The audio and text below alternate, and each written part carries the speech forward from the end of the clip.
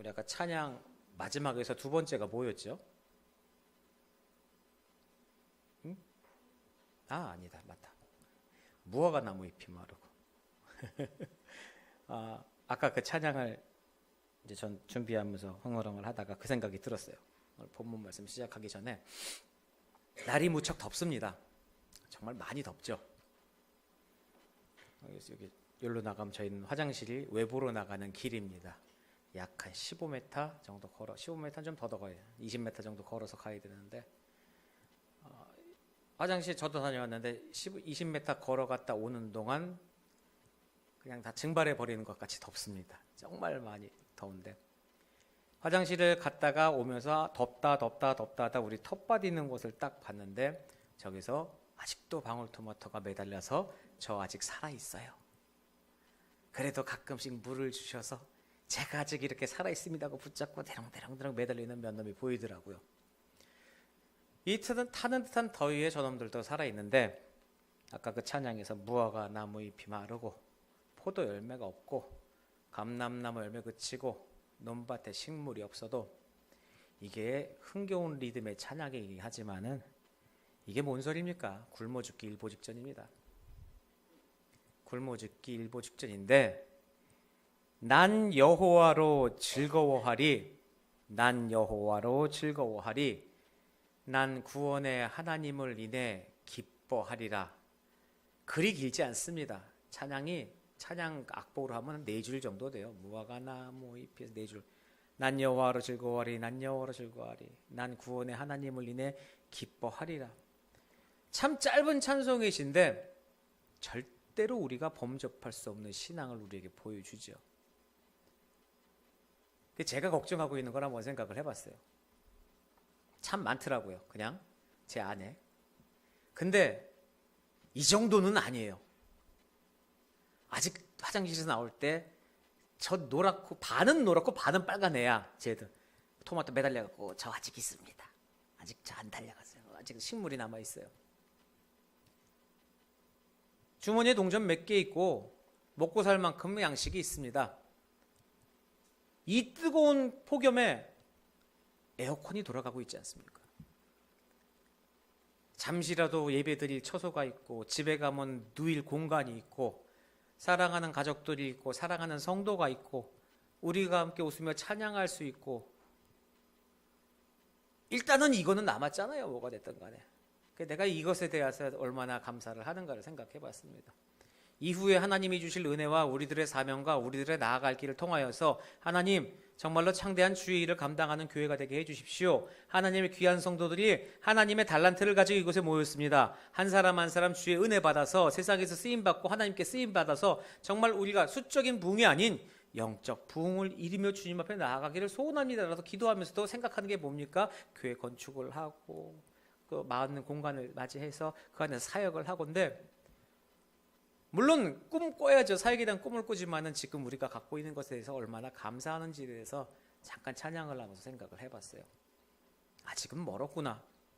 물론 그 단계가 되려면 우리가 정말 천국의 복음의 희망을 갖고 주님과 함께 동행하는 그런 날이 와야 하겠지만은 가끔 보면은 그런 분들이 있어요. 제가 성함은 거론을 않겠습니다. 우리가 모두 아는 분 중에서도 인생을 그렇게 사시는 분이 있습니다. 하나님께 항상 감사하고 즐겁고 밝고 근데 다른 사람들은 싫어해요. 왜냐하면 본인은 기쁠지 몰라도 딴 사람들은 힘들거든요. 그거 하는 게. 이분은 너무 기뻐서 막 하고 정말로 행복하게 다니는데 다른 사람들에게는 스트레스고 부담이에요. 저도 그렇게 생각을 했는데 그게 우리가 힘든 거지 하나님이 힘든 게 아니거든요. 저분도 자기의 기쁨과 자기의 충만함이 아니라 하나님으로 인해서 기쁨으로써 그걸 돌려드리려고 하는 행동이고 그런 모든 일이고 사역이고 그것에 우리가 함께 동참하고 같이 가는 부분인데 우리는 그런 사람들을 보면은 나댄다 아니면 좀 심하다 그렇게 얘기하지 않습니까? 어차피 지금 본문이랑 연결이 되는 부분이라서 오늘 말씀 덜 판단하고 덜 판단하고 더 행동하랍니다. 그렇죠? 이게 뭡니까? 판단은 결론부터 얘기하면은 다른 사람에 대해서 판단은 덜 해라. 다른 사람에 대해서 네 손가락질 하지 말고 네가 한 걸음 더 가라. 결론적으로 말씀드리면 그런 얘기 아니겠습니까? 근데 그것을 어떻게 찬양 하나에 잠깐 제가 일주일 동안 준비한 오후 예배 설교의 내용보다도 마지막 찬양 그거 하나 들으면서 잠깐 반짝한 게 더 은혜롭다는 거죠. 이게 하나님의 은혜입니다. 하나님의 은혜는 우리가 준비했다고 많이 주시는 것 아니고 우리가 말씀 많이 본다고 주시는 것 아니고 우리의 지나왔던 생활 속에서 또 앞으로 걸어갈 생활 속에서 각자 개인에게 뒤통수를 땡 치는 것 같은 그런 은혜로 다가온다는 거죠. 남자는 그러한 생각을 하지 않습니다. 하지만 여성분들은 그런 꿈을 꾼다고 하지 않습니까? 첫 키스의 그런 뭐냐면 첫 키스를 딱 하고 나면은 뒤통 종소리가 난대요. 땡. 누가 왜 그런 얘기를 했는지 모르겠지만 왜 종소리가 났는지 그것이 의인화돼서 얘기한 거지만 그게 뭡니까? 내가 기대하고 고대했던 어떤 상황이 오면은 그 상황에 정말로 큰 충격과 감동이 그만큼 온다는 것을 여성의 감성으로 표현한 것입니다. 근데 주님의 은혜가 내게도 임할 때 그런 울림과 그런 진동으로 온다는 것이죠. 땡. 문제는요. 땡 하고 계속 가는 게 아니라 그 울림은 언젠가 땡 하고 사그라듭니다. 하나님의 은혜가 사그라드는 것이 아니라 우리가 거기에 익숙해지는 거죠. 그럼 어떻게 해야 돼요? 또 종소리를 내야 되는데 그 종소리를 내려면 하나님께 또 가까이 가야겠죠. 그래서 우리가 끊임없이 주를 동행하고 주를 잡고 말씀을 잡아야 하는 것은 한 번의 은혜로 평생을 살 수가 없다는 겁니다. 이제는 예수 그리스도의 십자가에 못 박힌 것이 부활하시고 나서 성도들 앞에 나타나셨습니다. 손자국 못자국 죽었던 거 보여주고 성도들 그 뜨거운 세상에 생각해 보세요. 돌아가신 사람이 뻘떡 일어나서 살았으니 이게 주님의 은혜 아니겠습니까? 하지만 그들의 믿음은 어떻게 됐습니까? 3대를 넘지 못했습니다. 그 뜨거운 믿음과 봤던 그 세대의 사람은 어쩔지 몰라도 그것을 이제 이야기로 전해 듣고 이야기로 전해 듣게 되면 사람에게는 기억에서 멀어지게 되어 있는 것이죠.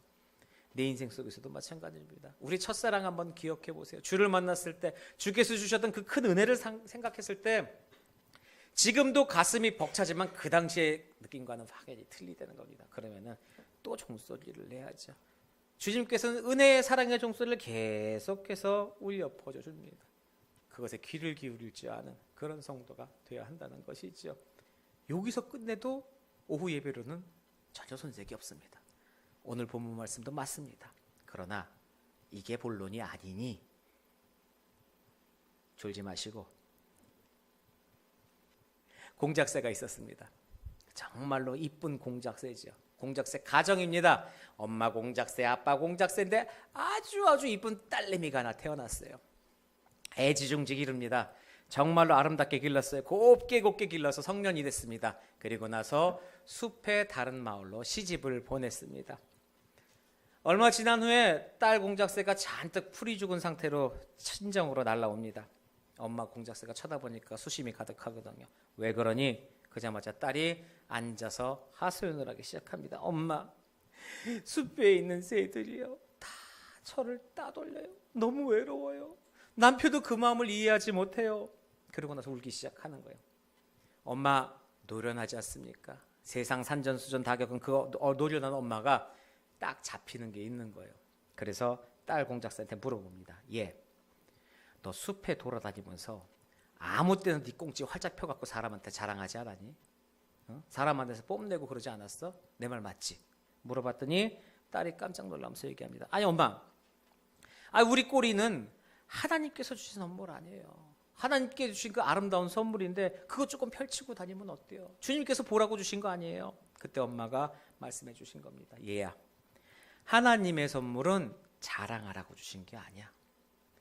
난 지금 이 예화입니다. 예화인데 있는 그대로 말씀드리는 거예요. 그러면서 엄마가 이런 얘기를 하는 거예요. 난 이해가 안 되지만 하여간 했대요. 골프 치는 사람들에게는 말이다. 그러면서 딸내미한테 젠틀맨 골프 상식이라는 게 있대. 그게 뭐냐 하면은 내가 대화하는 무리 사람들 중 안에 골프를 치지 않는 사람이 한 사람이라도 껴있다고 하면은 절대로 그 대화 주제에는 골프 얘기를 안 꺼내는 거야. 그 의미를 알겠니? 라고 얘기를 해줬더니 딸이 고개를 끄덕끄덕 대면서 시댁으로 날아가서 그때부터 시집의 새들과 그 동네 새들과 잘 어울리면서 살았다는 그런 이야기가 있습니다. 이 이야기를 들으면은 제일 마음에 쿵 해야 될 게 남자들입니다. 남자들은 군대 안 갔다 온 여자들이 있어도 군대 얘기 막 하잖아요. 다른 사람들 이해 안 되는 사람이 앉아있어도 내 얘기 막 합니다. 왜? 나는 아니까. 그것이 저 사람에게 무슨 상처를 주는지, 어떠한 그런 조금 자기가 눌리는 생각을 받는지 그런 건 생각 안 해요. 자기가 제일인 줄 알게 되면은 결국 혼자가 됩니다. 사람들은요 다 부족합니다. 영원한 피고는 없어요. 나 혼자 피해당하고 사는 사람이 아니에요. 영원히 나도 언젠간 누구에게 가해를 주는 사람이 된다는 거죠. 그러니 모두가 다 은혜가 필요한 존재입니다. 하나님의 사랑이 필요한 존재고, 서로 간에 격려하고 서로 간에 존중하면서 그렇게 살아야 하죠. 어떤 사람은요 다른 사람 격려하는 것보다는 정말로 하나님의 은사를 받아서 잘 비판하는 사람이 있어요. 정확하게 꼬집어냅니다. 조그마한 실수도 안 하고 탁탁 잡아내는 사람이 있어요. 언제 어디서나 비판이 많습니다. 하지만 사람들의 삶 속에는요 잘못된 것도 있고 잘하는 것도 있고 분명히 많아요. 근데 그 수많은 것 중에서 나쁜 것만 끄집어서 나는 좋은 의도입니다. 당신이 다 좋은데 이런 것만 고치면 좋겠어요 라고 몇 가지를 이렇게 집어서 얘기해 준다고 본인은 얘기하지만은 절대로 이런 것만 고쳤어요 라는 투로 이야기하지 않습니다. 비꼬듯이 얘기하죠. 한 두 개가 별로. 상대방의 좋은 건 보지 않아요. 그런 것만 찝어내는 사람들 결국 혼자 됩니다. 그 사람이랑 같이 있고 싶겠습니까? 또 하나 상습적인 것도 있습니다. 이겠죠? 회개하고 잘못하고 회개하고 잘못하고 엄마 잘못했어요. 뭐하고 야 너 여기다가 이렇게 올려놓지 말라 그러지. 치약을 짜면은 뒤에서부터 짜야지. 맨날 가운데부터 짜고 도대체 뚜껑은 뭐냐? 일회용이냐? 치약을 썼으면 덮어놔야지. 맨날 뚜껑 빼서 가운데 쭉. 엄마 잘못했어요. 다음부터 제대로 할게요. 그러면서 다음에 이빨 닦으면 엄마 가운데 찍. 너 얘기했잖아. 아우 죄송해요. 깜빡했어요. 다음부터 절대로 뒤에서 짤게요. 또 가운데서 찍. 이게 잘못했어요는 아니죠. 말로 잘못했어요는 그렇게 하는 게 잘못된 거고 제 뒤에서부터 알뜰하게 쓰겠습니다. 그 얘기가 아니에요. 지금 혼내니까 이제 그만하세요. 굳이 중요한 거 아니잖아요. 그만하세요. 정말 그거 아닙니까? 엄마한테 그러는 게 아니에요. 하나님한테 그렇게 한다고 생각해 보세요. 하나님의 말씀대로 살지 못하고 기도하고 뭔가 내가 걸리는 게 있어. 아니면 아픈 게 있고 잘못된 게 있어요. 주님 잘못했습니다. 주님 회개합니다. 주의 길을 따라가지 못해서 내가 이렇게 잘못했습니다 라고 회개를 했으면은 하지 마셔야죠. 금요 심야 새벽 기도 기타 등등 여러 가지 기도 시간에 우리 회개하잖아요. 회개 기도하잖아요. 지난 일주일 동안 삶, 평생의 삶 주의 뜻대로 행하지 못하고 그거 빼놓고 나서 주일 예배 때는 어떻습니까? 대표 기도 나오는 것 우리 아멘이 뭐예요?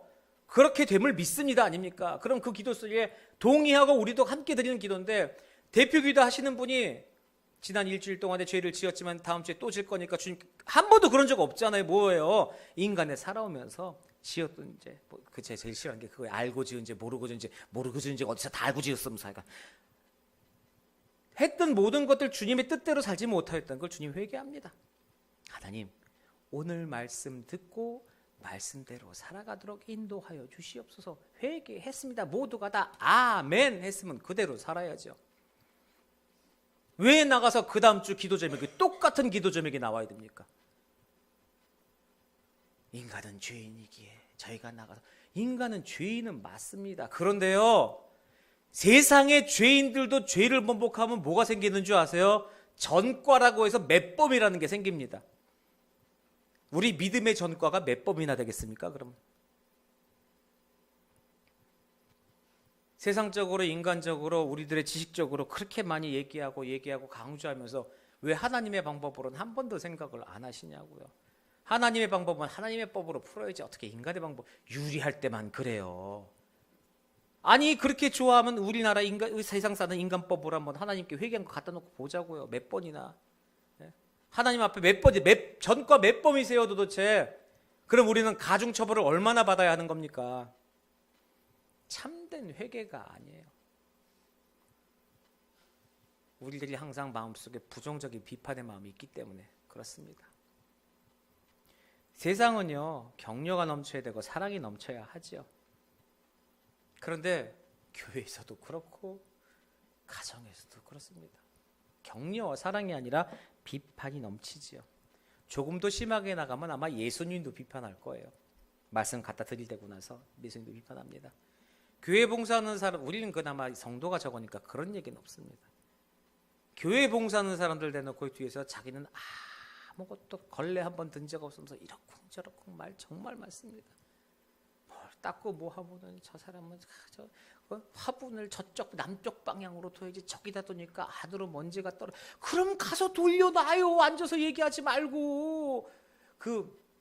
요번에 개척교회 세미나 갔다가 목사님 한 분이 기가 막힌 방법을 강의하셨어요. 교회에 그런 분들이 꼭 있대요. 앉아갖고 막 지적하고 막 그러시는 분. 그런 분은 어떻게 하는지 가르쳐 주겠다고 저한테 가르쳐 주셔갖고 전 너무 은혜 받아서 그렇게 할 거예요. 근데 미리 말씀을 드리면은 어느 분이 오셔갖고 이야기를 한다는 거예요. 교회가 먼지가 위에 보면은 저 틀 같은데 먼지가 항상 거미줄이 달려 있는데 아무도 저런 것도 치우지 않고 교회가 왜 이러냐? 집사님 대단한 은사를 가지셨습니다. 그 먼지 아무도 보지 못하는데 집사님을 먼지 제거 담당 부장으로 임명합니다. 차를 타면은 애들 교회차 봉고차 운행하고 나면 쓰레기 좀 치우고 해야 되는데 지 먹던 거 다 놓고 나서 교육을 해야 되지 않냐고. 각 부서에서 교육. 집사님 아무도 그걸 못했어요. 집사님을 차량 담당 청소에 대한 교육위원으로 임명합니다. 각 주일학교마다 가서 애들 교육하시고 그것 좀 담당해 주세요. 근데 그게 그 사람 띄어내려고 하는 게 아니라 그 사람이 잘못된 게 아니라는 거예요. 그분은 그런 은사가 있다는 겁니다. 틀에 먼지가 보여요. 남들은 안 보이는 쓰레기가 보인단 말이에요. 그러면 그분은 그게 은사예요. 그게 행복한 거예요. 그러면 그분의 행복한 은사를 처리할 수 있게 만들어 드리려는 거예요. 그래서 거기서 힌트를 얻은 거예요. 그러니까 골치 아픈 성도를 띄어내는 얘기를 하는 게 아니라 우리가 이 자리에 모여서 예배하는 한 사람 한 사람들 개개인의 능력과 탤런트가 있으면 그걸 존중하라는 얘기입니다. 내 생각에 다 맞추는 게 아니라 각자마다 할 줄 아는 게 다 틀려요. 그러면 그런 부분에 대해서 우리가 일하고 헌신하고 봉사하면 이렇게 생각하면 부정적인 비판이 나올 리가 있겠습니까? 절대로 없죠. 그 교회는 그 장로님 계시죠? 큰 교회 장로님 7분인가 계시고 사역부 위에 그 사역위원장으로 뭐 안수집사님 몇 분 계시고 그 밑에 실무부장이 60명이가 된대요. 교회에 소문이 난 거야. 야 불평하면 부장돼. 불평을 안 한대요.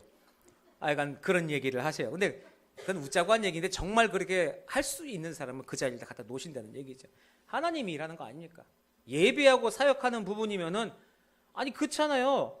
이 부분에 여기 이게 필요합니다. 사역 우리 여기 헌신하실 분 손 드세요라고 얘기할 때 여기에 필요한 사람인데 나는 할 줄 모르지만 그거 내가 한번 해보겠어요라고 손 드는 사람이 있겠냐 이거예요. 여기에 고장 났어요. 이거 좀 고쳐야 되는데 혹시 헌신하시면 내가 그거 좀 고칠 줄 아는 사람이 손 들지 않겠냐 이거죠. 근데 이게 부서졌어요. 김민수 집사님 부서졌는데 이것 좀 어떻게? 근데 김민수 집사님이 이런 거 할 줄 몰라. 그러면은 제대로 안 되겠죠? 그럼 옆에서 보고 있다. 저런 것도 못 하고. 그럼 그게 불신이 되는 거예요. 불만이 되는 거고. 그거 내가 할 줄 알아요. 제가 해볼게요. 그럼 하면 되는 거예요. 근데 못하는 사람이 이러고 앉아 있다가 삐뚤어졌어. 그럼 그 사람이 와서 해야죠. 삐뚤어졌다면 지가 와서 제대로 해야지. 할 수 있는 사역을 할 수 있는 사람이 하자는 얘기입니다. 이게 교회 공동체 안에서도 사랑으로서 내가 다른 사람 판단하는 게 아니라 내가 나가서 행동을 해야 된다는 얘기죠. 그런 표현이 있어요. 제왕적인 행동이라고. 왕적인 것보다 더합니다. 제왕이라는 것은 굉장히 높고 튼튼한 거죠. 제왕적인 태도, 제왕적인 행동. 어찌 보면은 이게 다른 사람이 보면은 저를 그렇게 봅니다. 제 동기 목사님들이 형님은 참 대단하죠. 왜요? 이제 성경학교나 이런 걸 하고 가다니면 형님은 앉아 계시는데 선생님들 다 와서 해준다는 거예요. 필요하면 저쪽에서 추현호 선생님 뛰어가고 갑자기 뭘 탁탁탁 갖다 놓고 그러고 나서 근데 이게 다른 사람이 보는 거하고 틀려요. 제가 성격이 굉장히 모가 났습니다. 제가 사람 많은 데서 밥 못 먹고 막 그래요. 그럼 스트레스 쌓이고 체력이 안 되고 막 이런 다음 프로그램에 지장이 될까 봐 이제 좀 절식을 하고 좀 버팁니다. 그리고 나중에 폭식을 하더라도 이제 그러면은 그때 그 당시에 이제 당이 심했으니까 이 친구들은 알아요. 그러니까 약을 먹어야 되니까 어떻게든 밥을 먹이려고 요만큼씩 싸갖고 다니면서 이제 목사님 약 드셔야 되니까 먹어서 이제 뒤에서 조용히 하는데 이제 그걸 본 거야. 밥까지 챙겨서 따라다니면서 주고 참, 형님 대단하다. 그래서 그게 아닙니다.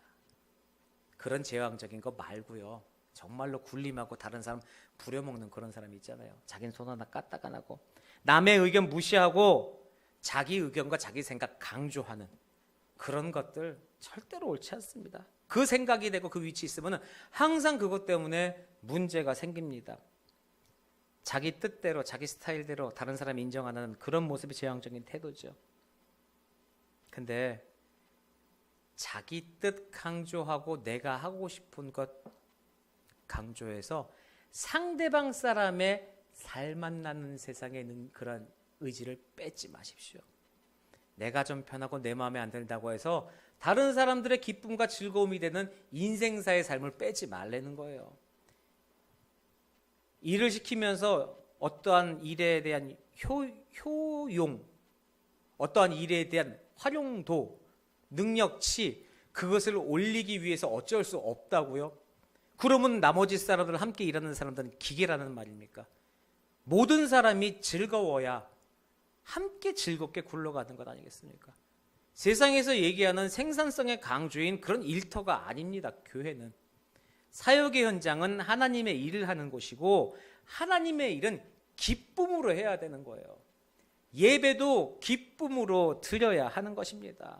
격려가 넘치고 사랑이 넘쳐야 할 교회이죠. 그러니 옆에서 으쌰 우쭈쭈 그러면 그거 기분 좋으면 그거 기분 좋고 주님의 은혜가 없어서 같이 우쭈쭈 밖에서 보면은 참 진도는 안 나갔는데 지들끼리 정말로 즐겁게 근데 좋아요. 우리가 1등 할 건 필요 없어요. 우리 1등이 필요가 없어요. 교회는 우린 다 1등이에요. 구원 받았으면 1등 아니겠습니까? 그 안에서 주의 사랑으로 행복하게 우리를 1등으로 끌어주신 하나님의 능력을 바라보면서 그 기쁨으로 그를 즐거워하는 마음으로 살아가는 게 우리지. 많은 교회들 일자로 세운 다음에 우리가 앞서서 1등 교회 1등 교회로 세상에 알려지면 뭐합니까? 우리 1등 교회로 알려지면 많은 성도들이 우리에게 오면 골치 아파요. 성도만 많아져서 외부에서 별 이상한 사람들만 다 옵니다. 일반 사람만 오는 줄 아세요? 이단도 몰려오고 난리도 아니에요. 제가 예전에 청년들한테 그 얘기한 적이 있습니다. 누가 물어봤어요. 목사님, 로또는 비성경적인가요? 제가 자신 있게 얘기했어요. 왜? 아니요. 하나님이 창조하신 방법은 모두가 다 하나님의 방법대로입니다. 비성경적인 거 아무것도 없어요. 왜 비성경적입니까, 로또가? 아니야. 근데 문제는 뭐냐? 근데 왜 믿는 사람들 잭팟이 안 터지는? 준비된 자에겐 터진다. 아니, 생각해 보세요. 하나님의 은혜를 구하면서 우리 기도하잖아요. 로또 안 사요. 안 사더라도 주님, 어느 날 주의 은혜로 갑자기 대박난 사람들 많잖아요. 이런저런 얘기해서 정말 믿음으로 뭐하고 살아가는 사람, 언어만 틀리, 그게 로또입니다. 그게 대박, 하나님의 은혜의 대박이에요. 근데 그분의 삶을 쫙 보세요. 은혜 받을 만한 토양이 됐어요. 500억, 1000억 부어줘도 그 사람 믿음 흔들리지 않을 상태가 됐습니다. 정말로 튼튼하게 하나님을 향한 사역 잘 감당할 사람 된 사람에게 거의 맞게 하나님께서 부어주세요. 그렇다고 우리가 못났다는 게 아니라 하나님은 분명히 우리가 준비되고 우리가 한 만큼의 딱 스타트업이 되면 거기다 주님께서 부어주시는 거예요. 그냥 아무것도 없는데 줘갖고 갑자기 교회에 은혜를 부어줘서 우리 어느 방향으로 어떻게 사역하고 어떻게 계획 짜고 선교회는 몇 프로 교육은 몇 프로 아직 제대로 정하지 않았잖아요. 그런데 이 상황에서 갑자기 저 문이 열리면서 예배 때마다 교인이 들어오기 시작하는 거예요. 갑자기 인터넷에 목사님 설교를 듣고 나서 은혜를 받았습니다. 목사님의 설교를 딱 듣는 순간 아른 자가 뻘떡 일어나가 눈을 튀고 막 줄줄이 막 들어오기 시작하는 거예요. 그럼 어떡할 건데요? 우리 한 번이라도 생각해 보셨습니까? 그래, 목사님 그런 일은 왜요? 하나님의 역사가 어느 날 갑자기 20, 30명이 문 열고 들어와요. 예? 은혜 받았다고 들어옵니다. 그걸 어떻게 인간적인 소리 표현할 수 있겠어요? 그리고 어느 분이 갑자기 뭐 대박이 나서 뭐 여기다 헌금을 뭐 10억, 20억을 어떡하실래요? 일단 들어오고 나서 생각하실래요? 아니요. 항상 우리 준비되어 있어야 되는 거예요. 우리들이 부흥하고 우리들이 사역되면은 우리는 이 사역이니까 앞으로 어떻게 되든 그게 흔들리지 않은 믿음입니다. 상황에 따라서 왼쪽으로 갔다 오른쪽 갔다 그게 아니라 우리는 뭐가 되든 하나님 앞에 이렇게 일합니다. 하나님 앞에 사역합니다. 주님 앞에 엎드립니다. 쪼들려도 갑니다. 넘쳐도 갑니다. 하나님. 그 믿음의 바닥의 기준이 딱 바뀌어 있으면은 거기다 주님께서 은혜의 콘크리트를 부어주시고 건물을 세워주시는 것이죠. 그게 주님의 은혜입니다. 그 준비가 되어 있기를 원하는 거죠. 그래서 저는 지금 저희들은 계속해서 훈련하고 또 앞에서 나가서 헌신하고 봉사하고 저희들이 섬기는 만큼 주께서 은혜 부어주실 것입니다. 지금도 이 은혜가 족하지 않습니까? 수많은 교회를 보세요. 개척교회 10명 이상 와서 예배드리는데 없다니까요. 정말로 한번 돌아다녀 보세요. 포천, 양주 여기 다 좋습니다. 요 옆에 큰 교회라고 해도 한번 가보세요. 정말 몇 명이나 오는지. 예배가 없어요, 사람이. 근데 우리는 뭐해서 예배하고 다음 사역 준비하고 뭔가를 움직이려고 하는 주님의 은혜 아니겠습니까? 하나님이 시키시니까 가는 거죠. 그러니 우리한테 이 들어온 모든 일들과 상황들 쉽게 판단하는 것 아닙니다. 사람도 쉽게 판단하는 거 아니에요. 1절 말씀에 있지 않습니까? 그러므로 남을 판단하는 사람아, 누구를 막론하고 내가 핑계치 못할 것으로 남을 판단하는 것은 내가 너를 정죄함이니 판단하는 네가 같은 일을 행함이라. 누군가의 신앙과 누군가의 인간성과 누군가의 사람 됨됨이를 판단하실 때요, 그 판단을 가지고 누가 똑같이 나를 판단하는 건데, 내가 세상에서 완벽합니까? 아니요, 나도 모자란 사람이에요. 근데 누가 누구를 판단합니까? 정죄, 핑계, 판단. 단어 자체가 그 이야기가 나오는 순간 그 사람마저 형편없이 만들어 버리는 거예요.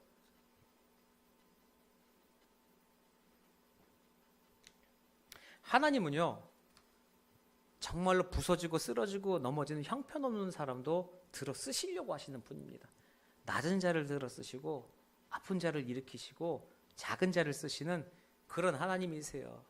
근데 사람이 멀쩡한 자마저 무너뜨리려고 하는 그런 짐볼을 갖고 살아간다면요, 누군가를 끌어내리고 내가 마음에 안 든다고 해서 쟤 무너뜨려 갖고 내가 쟤 위로 좀 올라가고 멀쩡하게 사역하는 사람은 손가락 배알이 꼴려서 저 사람 왜 마음에 안 저런 식으로 뭐 저거 하고 아유 저거 계속해서 그렇게만 얘기해서 그 사람 끌어내려서 어떡하려고요. 하나님과 정반대 행동을 하는 것 아닙니까? 덕이 되지 못하는 거죠. 믿음으로 덕이 되는 사람을 살아야 되는 거예요. 어떤 사람이 이름이 엄청나게 촌스러웠대요. 뭐 그냥 촌스러웠다고만 얘기하더라고요. 얘기는 안 하고. 근데 그 촌스러운 이름을 가진 사람을 인간적으로 호감을 갖고 친해진 사람들은 그 사람들의 촌스러움을 이름을 부를 때 창피함보다는 친근함을 느낀다는 거예요. 복자, 말자, 길자, 애자 뭐 이렇더라도 아이 복자야 창피해 부르지만 돼. 난 부를 때마다 얘는 친하고 좋은데 복자면 어떻고 말자면 어떻고 길자면 어때요? 내가 그 사람을 어떻게 생각하냐에 따른 거지 그 사람의 첫인상과 그 사람의 인상이 좌우한 것은 아니라는 거예요. 그러니 내가 상대방을 알면 얼마나 알겠습니까? 내가 저 사람의 사정을 알면 얼마나 알겠냐는 거예요. 저 사람이 저렇게 모나게 행동할 수밖에 없는 그 사람의 기쁜 마음을 우리가 헤아릴 수가 있냐는 것이죠. 그런 것은 모른 채 그냥 보이는 게 내 눈에 들지 않고 여러 가지가 다른 사람 내 눈에만 뿐이 아니라 모든 사람이 저 사람은 싫어요. 성격이 왜 이렇게 모나. 그러고 판단하고 정죄한다면은 저 사람의 마음속에 깊은 있는 그 아픔이나 뭐 그런 것은 한 번이라도 생각 안 하고 그것이 정죄 아니겠습니까? 그러면 그런 사람들에게 하나님께서 칭찬하시겠어요? 아무리 주의 열심히 한다고 하지만 그런 사람 마음 이해하지 못하고 다른 사람 탁탁 쳐버리는 사람을 하나님께서 심판하시고 잘했다고 우쭈쭈 하시겠냐 이겁니까? 오히려 그것에 대하여서 하나님께서 혼내시겠죠. 본문 2, 3절 말씀에요. 이런 일을 행하는 자에게 하나님의 심판이 진리대로 되는 줄 우리가 아노라. 이런 일을 행하는 자를 판단하고도 같은 일을 행하는 사람아 내가 하나님의 심판을 피할 줄로 생각하느냐. 자기 죄의 허물이 많으면서 남 판단하는 것, 하나님의 심판 면할 수 없다는 겁니다. 누군가에게 지적을 하려면 내가 먼저 그 일에 대하여서 자유로워야 하는 거예요. 제가 이하늘 청년에게 너 요즘에 공부하느냐고 살 너무 많이 쪘다. 살 좀 빼야 돼. 운동해. 제가 말할 자격이 있겠습니까? 말 듣는 사람은 예 대답은 하겠지만 속으로는 생각 안 하겠어요. 지는 나보다 더 쪄가지고 당장 급한 게 너다. 난 병원은 안 간다. 내가 먼저 자유로워야 되지 않겠습니까? 신앙적으로 누군가를 지도하려면요, 내가 믿음 안에 올바로 서야 돼요. 교사로서 학생을 가르치려면요, 가르치는 게 지식적으로 가르치는 게 더하기 빼기 가르쳐주는 게 아니에요. 세상에서 지식을 전하는 것보다 교회에서 신앙을 가르치는 선생님이 훨씬 더 위대합니다. 훨씬 더 힘들어요. 선생님보다 큰 월급 받아야 돼요. 교회 주일학교 선생님 하시는 분들은 정말로 누구 말 맞따라 다 수입차 타고 다녀야 되고, 교회에서 사례가 모든 교회 헌금에서 사례라는 부분을 해서 다 드려야 돼요. 영혼을 가르치기 위해서 어찌 보면 교사들은요, 목사보다도 더 순결하고 목사보다 더 성경적인 삶을 살아야 됩니다. 목사의 삶은요, 성도들이 볼 때 성도들이 어떻게 걸러서 봐요. 속으로 목사님도 사람인데, 갑자기 설교하다 방금 뿡 껴도 목사님도 사람인데 하지만은, 애들은 틀려요. 애기들은 주일 와서 주일학교 이렇게 하고 있는데 선생님이 막 이렇게 찬양하다 방구 삥삥 끼면 애들은 갑자기 선생님이 방구를 꼈어. 애들 선생님 화장실만 가는 거 봐도 화장실을 가요? 이러는. 그러니까 얘네들에게 삶의 모습과 생활의 모습으로 다가오는 교사이기 때문에 그 스트레스는 오죽한 거예요.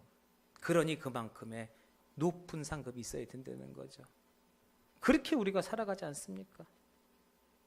근데 사람들을 쉽게 판단하고 멸시하고 회개할 줄 모르고 막 용서와 인내 그런 거 멸시하는 행위를 막 오늘 4절 말씀처럼, 그것은요 5절에 그 판단하는 말들이 하나님의 진노를 쌓을 거라고 말씀하셨어요. 하나님의 진노를.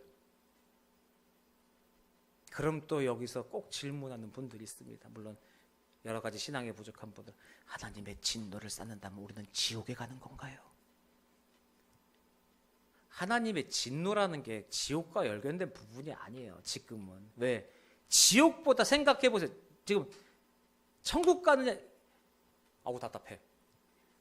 예수를 믿는 부분에서 하나님의 은혜를 받아서 물론 천국 가면 좋지만은, 아이고 나 이거 잘못하면 지옥 가네. 지금 그 문제가 아니에요. 하나님께서 진노하시고 하나님께서 가슴 아파하시고 하나님이 나 때문에 상심하신다고 날 그렇게 사랑하시고 날 죽음에서 구원해 주셨어요.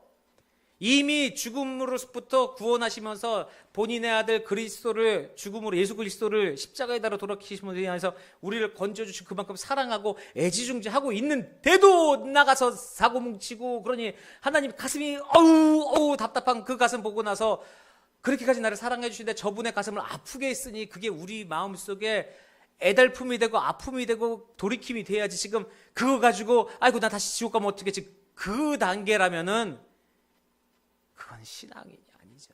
하나님의 자녀가, 우린 지금 이 단어 가지고 지옥 갑니까를 얘기하는 게 아니라 그토록 나를 사랑해 주신 하나님의 마음을 이렇게까지 아프게 하는 그런 결과를 낳게 된다는 거예요.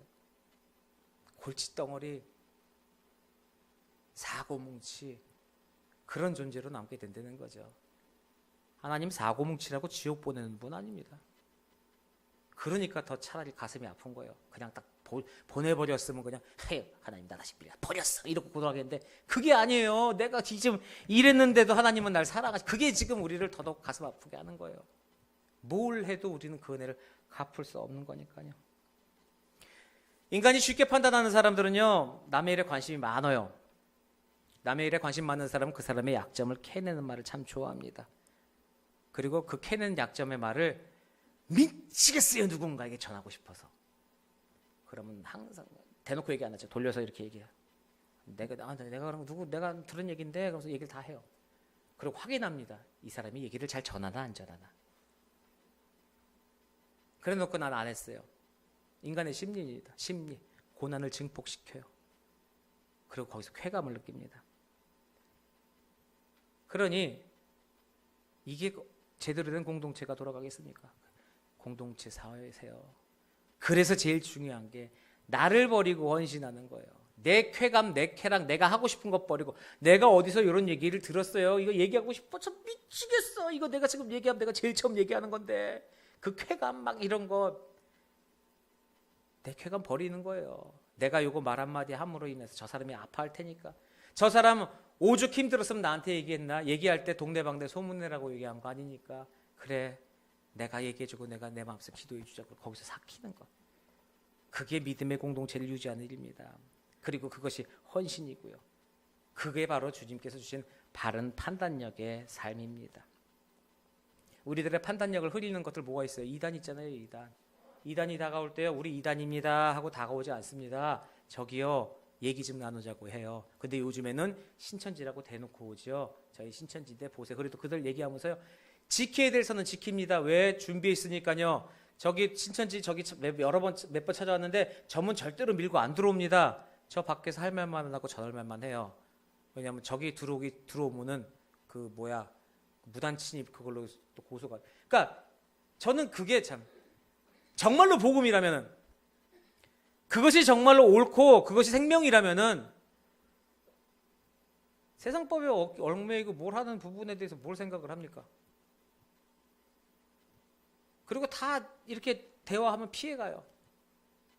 그리고 진실은 안에 없어요. 얘기해보면은 굳이 얘기하고 싶지도 않고요. 근데 그들이 얘기하는 게 있어요. 우리에게. 뭐냐? 니네만 옳으냐? 한번 얘기해보자 이거예요. 아니 왜 세상에서 니네만 옳아? 그러니까 한번 얘기해보자는 거예요. 공평하게. 자, 니네만 옳으냐 할 때 우리를 얘기하는 게 아닙니다. 잘못 생각하지 마세요. 니네만 옳으냐는 무슨 얘기냐? 하나님만 옳으냐 그 얘기예요. 너네 기독교인만 옳으냐? 우리 대한예수교 장로계 우리는 합동 측이니까 합동층 합계하는 교회에 있는 성도들 니네 합계하는 교회 목사 너 임상혁 니네 교회 아니면 니네 교단 니네가 갖고 있는 그 교리 그것만 옳으냐? 아니야. 한번 대보자예요. 우린 그렇게 받아들이죠? 아닙니다. 걔네가 얘기한 니네가 옳으냐는 니네 하나님만 옳으냐 얘기하는 거예요. 우리가 갖고 있는 10계명 제1조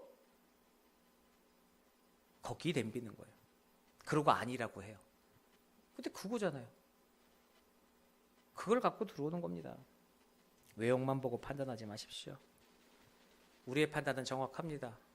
여호와 하나님이 우리의 주가 되시고 예수 그리스도의 보혈의 능력으로 우리는 구원을 받았습니다. 그 이상도 그 이하도 아니고 우리를 중부지해 주신 보혜사 하나님 성령님 예수 그리스도로 말미암아 그분 하나로 우리 구원받았고 그 이후에는 어떤 것도 보내지 않으셨습니다. 그것이 우리가 알고 있는 신앙이고 그것은 변함이 없습니다. 너희가 알고 있는 것만 옳으냐가 아니라 우리가 알고 있는 그것이 옳은 것입니다. 그런 신앙으로 갖고 있다면 절대로 흔들릴 일이 없는 거예요. 임상혁이라는 목사의 말로 판단하는 것이 아니라 성경에 하나님께서 선포하신 진리에 따라서 우리가 판단하는 거예요. 겉모습만 보고 하는 것이 아니라. 익명으로 숨어서 요즘에는 댓글로서 공격하죠. 그런 인생 살지 않습니다. 저희는 그리스도 이름 앞에서 얼굴 떳떳이 대놓고 우리 스투킹같이 생활하는 게 아니에요. 하나님의 말씀 가지고 살아갑니다. 잘 들어보세요. 어느 날 개하고요 닭하고 대화를 했습니다. 만났어요. 오래간만에. 이제 말을 할 줄 알다고 걔가 가정을 하고 오래간만에 만나서 반갑게 악수하고 닭은 다리를 내밀어서 악수하고 근데 이제 걔가 묻고 싶은 게 있는 거예요. 야 닭아 너 정말 오래간만인데 너 요새 왜 자꾸 아침마다 꼭이요 그러질 않냐? 너 옛날에는 그 해갖고 다 사람을 깨웠잖아. 요즘에 안 그러더라? 그랬더니 닭이 대답을 합니다. 그거? 우리 주인이 요즘 명예퇴직을 했잖아. 그래갖고 밤늦게까지 케이블 TV 보고 뭐 보고 되게 늦게 자. 야 인생 불쌍한데 조금 더 자게 놔둬야지 그 새벽에 깨우겠냐. 걔가 들어보니까 그럴만한 거예요. 그렇구나. 야 근데 나도 너한테 물어볼 게 있다. 야 걔 너 요새 왜 멍멍멍멍 안 짖냐? 그전에는 그래도 아침 저녁으로 짖기도 하고 막 밤에 막 짖고 그래서 도둑도 쫓고 막 그랬잖아. 근데 요즘 안 짖어. 하여튼 걔가 한숨을 쉬더니 이야기를 합니다. 아휴 그거? 그놈이 그놈이야. 다 도둑놈인데 뭘 골라서 짖냐? 안에 있는 놈도 도둑놈이고 밖에 있는 놈도 도둑놈이고 힘들어서 안 지죠? 요새 믿을 사람 없다고 짓지 않는다고 하는 거예요. 요즘에 정말 믿을 사람 없습니다. 정말입니다. 하지만 믿을 사람은 없다 해도 진리와 정의 또 선이라는 것에 대한 희망, 기대, 하나님의 능력, 하나님의 존귀함 마저 포기하는 기대의 삶을 살지 마시기 바랍니다. 먼저 진리와 진실을 따라서 우리가 판단하고 하나님의 말씀에 따라서 행동하여 나간다면은 우리 주의 삶은 분명히 좋아집니다. 정말 좋아집니다. 그 우리의 모습에 따라 모든 일을 판단하고 하나님께서 말씀에 따라서 판단하고 본문에는요 행한다라는 단어가 많이 나와요. 행한다는 말이 주로 판단한다는 것의 기준입니다. 판단 기준이라는 것은 암시에 어떻게 하는지 보겠다 이겁니다. 본문 6절에서 8절을 보세요. 하나님께서 각 사람에게 그 행한 대로 보응하시고 참고 선을 행하며 영광과 존귀와 썩지 아니함을 구하는 자에게 영생으로 하시고 오직 당을 지어 진리를 따르지 아니하고 불의를 따르는 자에게는 진노와 분노로 하시리라. 하나님은 얼마나 잘 판단하느냐를 보는 게 아니십니다. 얼마나 잘 행하느냐를 보시는 것이지요. 판단하고 앞에서 손가락질하고 지휘만 하는 것이 아니라 직접 나가서 행하고 이루는 사람들, 행동하는 믿음이 필요합니다. 좋은 일을 알고도 마음속에 신앙과 믿음이 가득 차면서도 행하지 않는다면 그 삶은 복된 삶이 아닌 거예요. 술 먹으면서요, 목사님 제가 술을 끊도록 기도해 주세요 라고 얘기하는 것보다 목사님 제가 술을 먹었는데 요즘 술을 끊었습니다. 이걸 지속할 수 있도록 기도해 주세요 하는 것이 분명 맞는 말일 겁니다. 봉사 문제에 대해서도 목사님 제가 정말 교회를 위해서 헌신하고 봉사 많이 하도록 기도해 주세요.